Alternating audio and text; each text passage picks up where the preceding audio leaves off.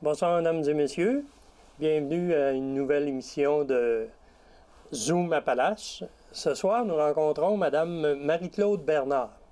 Marie-Claude est intervenante au groupe d'entraide Cancer et Vie et qu'on peut aussi demander à rencontrer à l'extérieur de l'organisme dans le cadre de Cancer et Vie. Alors, bienvenue, Madame Bernard. Merci beaucoup pour l'invitation. C'est toujours un plaisir de pouvoir m'adresser aux gens. Alors, Marie-Claude, tu nous as déjà donné des outils pour nous aider à devenir plus conscients, à changer nos perceptions, nos réactions. Tu nous as parlé du pouvoir des mots. Alors, de quoi parles-tu aujourd'hui? Aujourd'hui, je tombe dans un autre univers. J'aime bien me promener parce que le mieux-être, c'est large.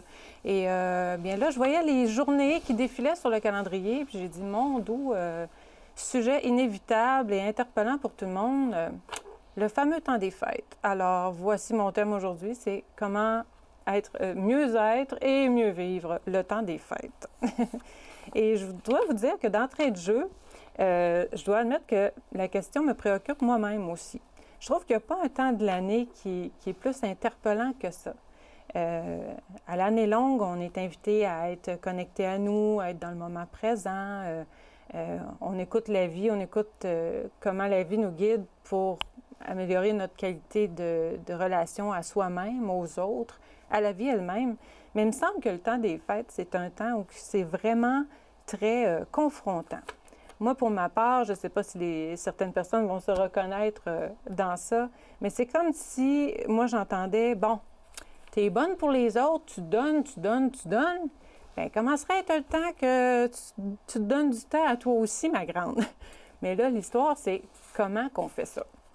Puis, comment on fait ça? Bien, c'est sûr qu'on va parler du respect de soi, c'est immanquable, et aussi de comment faire du vrai dans le temps des fêtes. Ça va être un peu ma ligne directrice aujourd'hui.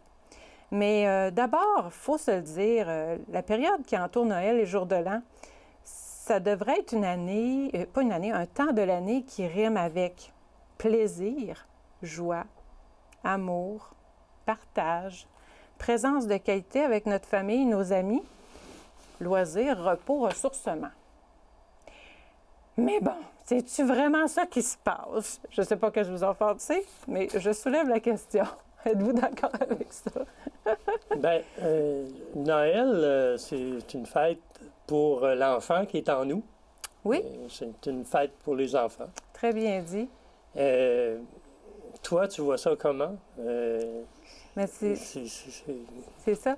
C'est certain que le temps des fêtes, on ne peut pas le vivre de la même façon selon le vécu qu'on en a eu aussi. Si on a vécu ça dans notre jeune âge en harmonie et tout ça, bien, ça ne sera pas la même façon de le vivre si on a vécu des conflits, de la bisbille et tout ça. Parce qu'on sait, il y a de tout. Le temps des fêtes, ça résonne pour plusieurs, mais c'est pas toujours du positif, ça peut être du négatif aussi. Donc, déjà là, ça colore la chose.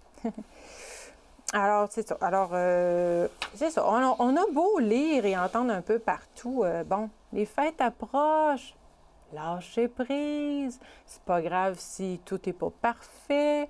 Quoi d'autre? Bon, réserve-toi du temps pour toi, reste zen.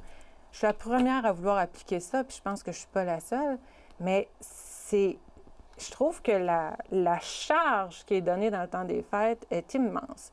Puis quand je parle de charge, je vois 3 niveaux: physique, financier et mental, je dirais. Donc, côté physique, bien évidemment, c'est là où on tourne complètement à l'envers. Nos habitudes, nos heures de repas changent, le contenu du repas change, nos heures régulières, c'est complètement bouleversé, nos heures de sommeil, évidemment, je vous apprends rien. Notre routine est complètement chamboulée. Fait que déjà là, il y a quelque chose qui nous déconnecte un petit peu de ce qu'on a réussi à faire tout au long de l'année et de se respecter, tout ça. La charge financière, c'est évident. Mon Dieu, qu'on en dépense-tu de l'argent qu'on n'a pas? C'est incroyable. Bonjour, le crédit, c'est quelque chose. Visa, ça va jusqu'à ce que Visa, ça va plus pantoute.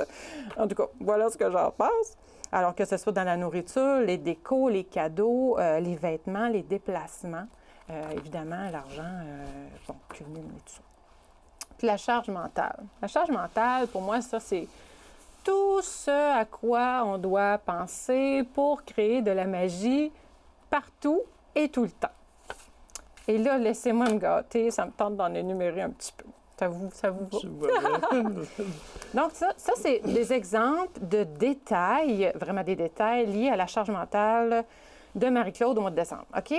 Alors, acheter du ruban adhésif, c'est niaiseux, mais pour emballer nos cadeaux, bien, j'arrive toujours à un temps où je viens à bout de mes rubans adhésifs. Fait que c'est sûr et certain que je vais sortir, faire une commission juste pour me réapprovisionner en rubans adhésifs. J'espère que cette année, je vais voir ça venir. Peut-être que d'en avoir parlé, ça va m'aider. Ensuite, écrire et poster la fameuse lettre au Père Noël avant la date butoir. Ça a l'air de rien, mais souvent, je la vois passer et whoop, OK, il est trop tard. On va inventer autre chose pour faire de la magie. Ensuite, trouver un nouveau tour que fera le lutin cette nuit, parce qu'on le sait bien que le petit lutin a une chance qu'il y ait des parents derrière pour avoir des bonnes idées à tous les soirs. Ensuite de ça, charge mentale, détail, bien, aller au dolo une fois, 2 fois, 3 fois, 4 fois, 5 fois, alouette, mettez-en. Faut surtout pas, j'oublie aussi, essayer, faut à tout prix que je me trouve un temps pour aller essayer mes chaussures de l'année dernière, voir s'ils ne feraient pas encore le travail pour le party de cette année. Ça m'éviterait des dépenses, mais il faut, je pense, d'aller faire ça. J'achève, je suis un peu drôle dans le moment, mais quand même. Qu'est-ce qu'on a à faire? Ah oui, c'est vrai, il ne faut pas que madame, la maman, elle oublie de faire une carte originale pour l'enseignante de mon petit garçon. Mais là, c'est lui qui va la faire, mais c'est un peu moi qui va gérer tout ça. Mais ça, c'est... La charge mentale! On en veut-tu des détails? Se questionner sur qui sera assis à côté de qui, lors du prochain souper pour être sûr que tout le monde va être dans l'harmonie la plus totale. Y en a-tu qui se cassent la tête avec ça? Je suis sûre que oui. Ensuite, calculer X invitations fois X bouteilles de vin égale ding, ding, ding, bling, bling, le budget, on y va. Alors, c'est juste pour vous dire, là, c'est juste d'en parler, je t'ai soufflé. Hein? Puis j'ai même trouvé le tour de en préparant mon sujet aujourd'hui, j'ai même trouvé le tour d'attraper un rhume, il faut le faire. Hein? Donc, je trouve qu'il faut être fait fort pour passer à travers des fêtes, sincèrement. Toi, tu vois ça au quotidien. Oui. J'imagine que c'est dans le cadre de ton travail. Oui, bien, dans le fond, c'est le respect de soi qui me fait penser à ça. Le respect de soi, on y revient, on n'a pas le choix. Même si c'est très difficile, même si on a de la misère, il faut en venir à prendre soin de soi. Vous allez voir où j'en viens à mon travail aussi. C'est qu'il faut vraiment apprendre à se connaître, à identifier ses propres besoins, ses propres limites, apprendre à s'affirmer, pas avoir peur de déranger, puis en parler à nos proches. Parce que, quelque part, prendre soin de soi, c'est comme dire, c'est pas contre toi, mais c'est pour moi que je vais faire tel ou tel choix pendant, exemple, le temps des fêtes. Ça peut être à l'année, mais comme je vous dis, le temps des fêtes est confrontant. Puis là où il y a un lien avec mon travail, tout à fait, c'est que moi, je vois ça au quotidien. Les gens avec qui que j'admire et que j'adore soutenir, c'est, des personnes atteintes de cancer. Ils n'ont pas le choix, là. Ils n'ont pas le choix. Noël, pour eux, c'est des visites familiales écourtées. C'est des régimes alimentaires à respecter. C'est des masques à porter aussi, là, pour éviter les infections. C'est des visites qui sont carrément évitées, des fois. Donc, la vie ne leur donne pas le choix. Mais là, ma grande question, c'est est-ce qu'il faut attendre d'avoir l'argument d'une maladie aussi grave qu'un cancer pour réussir à se positionner et à dire, moi, ça ne me tente pas d'arriver début janvier, d'avoir les petites cernes en dessous des yeux, puis de recommencer au travail, puis d'être complètement vidé? Moi, je trouve que c'est une grosse question. As-tu des idées, des trucs pour nous aider? Je vous dirais, j'ai le goût de vous faire une petite observation sur prendre soin de soi. Je trouve ça drôle parce que moi, je suis une amoureuse des mots. Les gens l'ont su un petit peu lors de la dernière émission. Je trouve qu'il manque un mot dans la langue française pour expliquer qu'on prend soin de soi. On a juste le mot égoïste. Mais égoïste, ça réfère à l'ego, puis c'est une connotation plutôt négative. Mais pourquoi pas? Faudrait peut-être penser d'inventer un mot. Moi, j'ai une personne autour de moi qui s'était penchée là-dessus, puis j'ai trouvé ça bien brillant. Fait que libre à vous de lancer l'idée. je pense qu'il faudrait appeler ça être soi-iste. Soi-iste au lieu d'égoïste. Pourquoi pas? En tout cas, moi, je lance ça, tout simplement. Parce que je pense qu'à la base, dans le fond, il faut commencer par prendre soin de soi. Parce que c'est ça qui va nous rendre meilleurs pour prendre soin des autres. On ne peut pas partir de vide pour donner encore, pour avoir une présence, donner de l'amour, du temps, de l'énergie. Il faut vraiment partir de plein. Puis justement, c'est là que ça prend des idées, comme vous me dites. Donc, en rafale, là, il y a des choses qui se disent de bien et de bonnes par rapport au temps des fêtes, que ce soit dans les médias, les revues, ce qu'on peut entendre. Puis j'ai le goût de vous relever qu'est-ce que je trouve, qu'est-ce que j'appuie. Parce que librement, là, on voit, on entend parler, comme exemple, tout simplement, déléguer les tâches, demander de l'aide lors du temps des fêtes. Souvent, les gens se mettent tout ça sur les épaules alors qu'on pourrait demander. Ensuite, les fameuses idées d'apporter un repas, de faire un croque-pot qu'on appelle. Donc, évidemment, la charge devient moindre pour chacun, puis il y a du plaisir là-dedans. C'est des belles idées qu'on trouve un peu partout. C'est pas encore, ça vient pas de moi, ça là, mais voilà. Ensuite, vous savez, se réunir le 25 décembre, le 31 décembre, le 1er janvier, c'est bien. Mais le 22, le 28, puis le 4 janvier, ça fait très bien aussi. Puis des fois, ça nous donne juste un petit peu de délai entre deux soirées et on est plus en forme, puis peut-être qu'on va réussir à réunir plus tout notre monde aussi. Donc, essayer d'être moins rigide, d'être plus flexible, ça peut être vraiment bien. Ensuite de ça, créer de la magie avec des choses simples, ça, mon doux, c'est aussi fou l'imagination, autant on peut avoir d'idées. Ensuite, ce que j'aime bien évidemment, on lit souvent ça, s'offrir du temps pour soi, s'offrir un bon bain chaud, chocolat chaud, pyjama, bon, tout ça, c'est merveilleux. Puis, évidemment, trouvez le tour d'aller dehors, s'il vous plaît, faites ce que vous voulez, mais soyez dehors, un peu d'air pur, de grâce. Puis, une chose que je lisais quelque part, que j'aime beaucoup, puis je trouve ça très valorisant, puis ça nous recrée la magie de Noël, c'est, donner au suivant. Goûter au bonheur de donner au suivant, de venir en aide à quelqu'un. Offrir des denrées, se mettre en famille pour aller offrir du temps, faire un geste concret pour aider les gens. Ça nous remet dans ce que devrait être Noël. Puis c'est là, je pense, que là, le grain de sel là, va venir... En fait, tu nous proposes un peu, c'est déjà fait, oui. Ta couleur, mais pour mieux être et mieux vivre, oui, dans le temps des fêtes. Qu'est-ce que tu nous proposes? Oui, c'est ça. Fait que, donc, ça, c'est des trucs, c'est des choses, mais je vais juste tenter d'amener des petits compléments. Exemple, si je décide, moi, que c'est ça que j'aurais besoin, moi, une journée pyjama, chocolat chaud, tout ça, puis que mon conjoint, lui, il s'est dit dans son temps de vacances, moi, je veux aller dévaler les pentes, je veux aller faire du ski, c'est ça qui me ferait du bien. Bien, de le dire à l'autre. Pourquoi pas l'exprimer, pas garder ça pour soi, parce que ça donne un bon... dans le fond, ça permet qu'on se sente soutenu, puis que l'autre va nous encourager à le faire. Donc, si c'est du temps pour soi qui est nécessaire pour nous, on peut se soutenir là-dedans. Ça, je trouve ça bien. Ensuite, justement, le respect de soi. On l'a dit un petit peu. T'as pas faim à minuit? Ça se peut. Force-toi pas. Je veux dire... aller à une soirée quelconque de Noël où on est invité, pourquoi pas partir 2 voitures?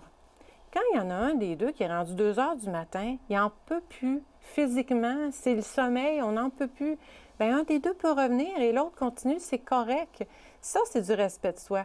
Faut arrêter d'avoir peur de déplaire, avoir peur de déranger, puis s'écouter vraiment. Ça se peut que ton lit t'appelle incroyablement, puis que tu aies besoin de ce sommeil-là pour suivre, pour continuer la série de festivités qui s'ensuit. Ou si tu n'as pas 2 voitures, c'est souvent un cas. Covoiturage, ou des taxis. Ton frère ou c'est ça. Un autre invité. Peux-tu venir me conduire tantôt? C'est ça, exactement. On peut-tu se permettre ça? On peut-tu rester en santé puis oser être vraiment soi-même, puis vraiment exprimer nos besoins, puis les respecter. Parlons cadeaux. On n'a pas le choix d'en parler, les cadeaux. De grâce, respectez vos finances, quand même. Puis vous savez, moi, longtemps, les finances, hein, quand on est aux études et tout ça, c'est so-so, comme on dit. Bien, je sais bien que longtemps, là, une carte qui est écrite avec le cœur, avec sincérité, qu'on a pris le temps d'écrire pour la personne qu'on aime, ça vaut bien des cadeaux. Ça coûte presque rien, puis ça peut amener des belles émotions. Parce que je pense qu'il n'y a rien de plus grand que d'exprimer aux gens de notre famille, à des tantes, que je t'aime, merci d'être là. Ça vaut de l'or, ça vaut bien plus ça que la course au cadeau pour, elle va aimer tel petit ornement, tel petit bibelot, tel petit... Bon. Continuons dans les cadeaux. Bien, c'est créer du vrai, dans le fond. Oui, c'est ça, exactement, toujours. Dans les cadeaux, bien, mettons qu'on a au contraire, pas au contraire, mais on a la chance d'avoir les finances pour en offrir. Alors, merveilleux. Bien, moi, ce que je trouve intéressant, c'est est-ce qu'on ne pourrait pas offrir des choses à vivre au lieu d'avoir quelque chose de matériel? Est-ce qu'on ne pourrait pas offrir des billets de spectacle, des forfaits détente, des accès à des visites récréo-touristiques, des restaurants? On offre aux gens qu'on aime la chance de vivre un moment qui arrivera dans le futur. Les chances que la personne soit déçue sont très minces, il me semble. Et moi, je sais bien que dans ma famille, je tente d'inculquer cette valeur-là. Alors, on s'offre quelque chose à vivre. Moi, je trouve que ça fait du vrai, justement. Fini les cravates. Ouais, c'est cute, mais on peut-tu? Oui, c'est ça. Je fais une parenthèse certificat cadeau, parce qu'il y a beaucoup de gens qui trouvent ça un peu lâche d'acheter des certificats cadeaux, d'offrir ça en cadeau. Moi, je m'excuse, mais j'ai beau avoir toute la créativité du monde, je trouve ça très, très noble, les gens qui ont le temps de fabriquer des cadeaux à la main. C'est wow, il n'y a rien de plus vrai, justement, que ça. Mais des fois, dans nos vies trépidantes, et surtout dans le mois de décembre, le certificat cadeau, moi, personnellement, me sauve la vie. Ça me fait plaisir de l'offrir, mais encore là, c'est simple, c'est facile à acheter, puis la personne, elle sait bien qu'est-ce qu'elle veut bien. Si elle veut un chandail, si elle souhaite s'acheter un chandail violet, bien, si j'ai acheté un chandail orange, ça ne marchera pas. Donc, aussi bien arriver avec un certificat cadeau et elle choisira bien. Moi, j'aime ça. Je ne suis vraiment pas de celle qui va bouder ça. Au contraire, j'aime bien en recevoir aussi. Mais là, je t'écoute, puis Oui. ça s'adresse aux adultes. Ce que tu nous as dit. Là. Beaucoup. Mais les enfants là-dedans, les enfants, tu leur donnes un certificat cadeau, ils apprécieront pas ça. C'est sûr et certain. Vous avez bien raison. Mais est-ce qu'on y va avec des articles de sport, des raquettes, des skis? Oui, bien, encore là, c'est le fun parce que ça permet des choses à vivre. J'aime vos idées parce que, justement, c'est du loisir. Tu as la raquette, tu ne l'exposes pas dans ta chambre, tu ne la mets pas sur un clou. C'est dans l'idée d'explorer ce nouveau sport-là. D'aller faire de la marche. Oui, c'est ça. Mais ça, j'aime l'idée.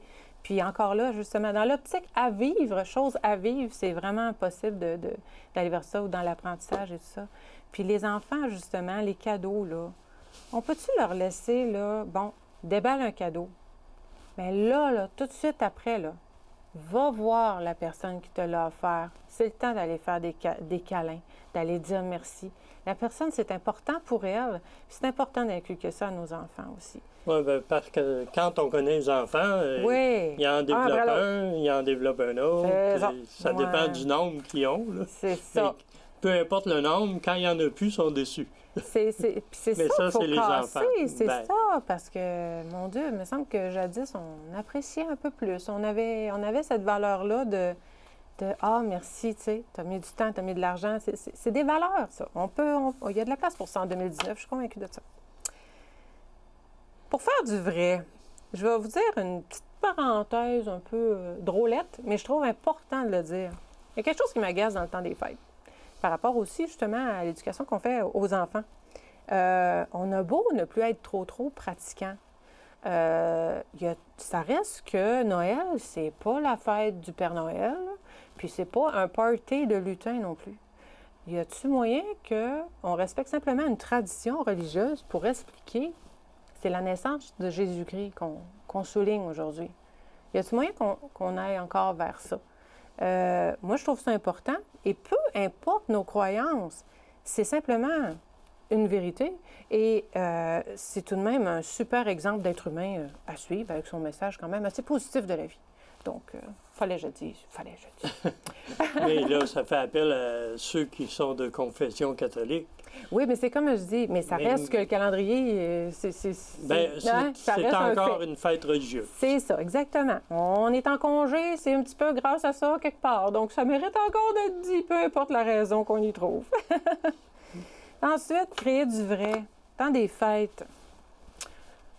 On devrait faire ça à l'année, mais je trouve que le temps des fêtes est peut-être un temps pour une excellente période pour commencer, bref.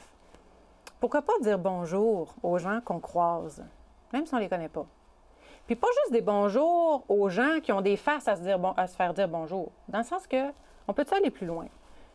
Dire bonjour à des gens qui ne s'attendent pas à ce qu'on leur dise bonjour.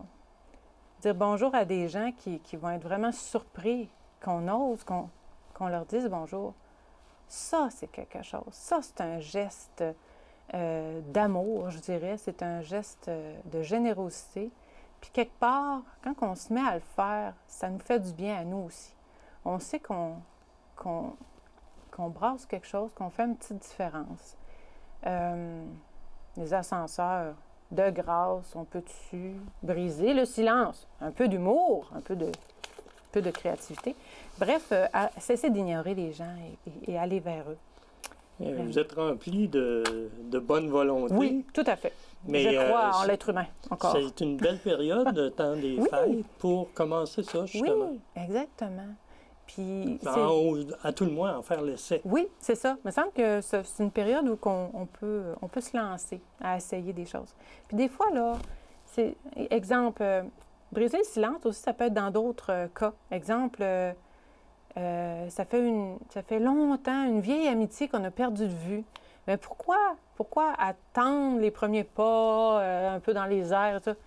La personne vous vient à l'esprit, vous vient dans... Bon, vous pensez à elle, bien, posez un geste spontanément. Je ne sais pas où ce qu'elle est rendu. En plus, avec toutes les possibilités, Facebook et tout, il y a moyen de retracer nos gens, puis on va se faire un cadeau, puis probablement qu'on va faire un cadeau à l'autre. Aussi, des fois, il y a des conflits. Ben oui, des fois, on a des bisbilles qui durent depuis longtemps. Bien, ça aussi, c'est peut-être le temps. C'est un bon temps pour se faire le cadeau, de peut-être demander pardon à quelqu'un ou de dire « je te pardonne ». C'est ça, exactement. Donc, c'est des bons temps pour ça. Puis, bien, il nous reste plus vraiment beaucoup de temps. Est-ce que vous avez une conclusion pour cette magnifique entrevue qu'on a eue? Bien, mon doux, vraiment, l'essentiel, c'est soyez en respect de vous, pensez à vous. Un petit dernier truc super important. Une carte. Ça, c'est la chose la plus essentielle que j'ai fait depuis des années. Une carte à moi de moi. Qui est de mieux placé que soi-même pour savoir ce que je me souhaite pour l'année qui vient? Ça, je le fais à chaque année. Puis quand on regarde ça au bout du temps qui passe, c'est assez extraordinaire. On peut se faire un petit bilan, se donner du temps, se faire un bilan. L'année de 2019 vient de passer. Bravo, Marie-Claude. C'est vraiment cher, Marie-Claude. Alors, on écrit notre nom, là. Cher Marie-Claude, bravo pour telle chose. T'as dépassé telle peur, t'as osé relever tel défi. Bilan de l'année 2019. Puis après ça, on s'en va vers 2020, puis on y va comme ça. Marie-Claude, je te souhaite ci, ça, voilà. Des résolutions. Oui, tout à fait. Des intentions. Voilà. Vous aviez un texte peut-être à nous lire? Un petit peu, oui, j'aimerais ça vous laisser, messieurs, dames, avec un superbe texte de M. Frédéric Lenoir, sociologue, philosophe. Alors, ça va comme suit. C'est mon cadeau. Je te souhaite, mon ami, pour cette année nouvelle, tout ce à quoi ton cœur aspire de beau, de juste et de bon. Puisses-tu libérer les forces de bonté enfouies dans ton cœur, transformer tes colères en pardon, apprendre à mieux apprivoiser tes peurs, traverser tes chagrins profonds. Je te souhaite des parfums, des saveurs, des désirs. Puisses-tu savourer chaque menu plaisir qui t'est offert, accueillir chaque événement comme une occasion de grandir, recevoir et donner le cœur grand ouvert. Puisses-tu être pleinement toi-même, trouver ton chemin, celui qui te met dans la joie, rencontrer des êtres qui t'aiment, soulager aussi les peines de ceux que tu croiseras. Je te souhaite, mon ami, de vivre chaque jour davantage en conscience et de t'engager dans des actions, aussi petites soient-elles, qui contribuent à la guérison du monde. Voilà. Merci beaucoup, Marie-Claude. Mesdames, Merci. Messieurs, on a eu le plaisir d'entendre Madame Marie-Claude Bernard qui nous a suggéré quand même des très belles solutions pour le temps des fêtes. Alors, merci de votre écoute et à la semaine prochaine.